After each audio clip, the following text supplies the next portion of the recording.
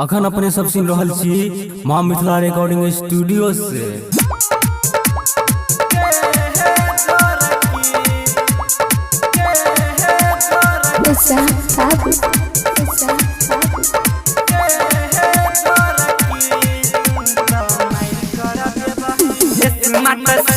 बहिर को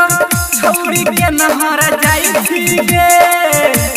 smart suit बहिर को छौड़ी के नहर जाई छी गे,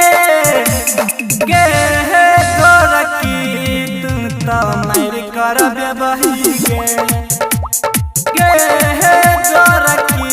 तू तो मार करबे बही गे, गे हे गोरकी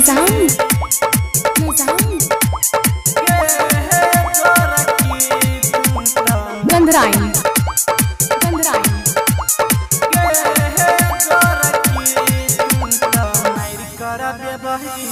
सूट गजब के तोहर लागई छौ कमाल गे,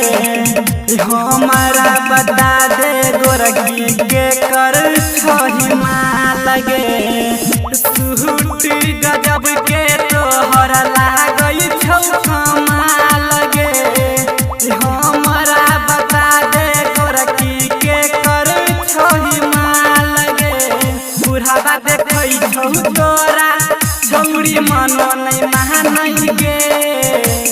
बुढ़ावा देखई छौ तोरा छौड़ी मनो नहीं महानई गे, गे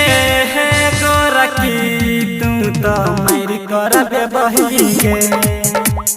गे हे गोरकी तू तो मार करबे बही गे, गे हे गोरकी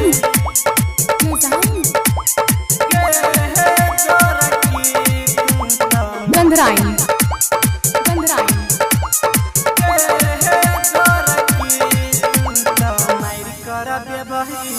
राहिटर रंजित तोरा कहै छे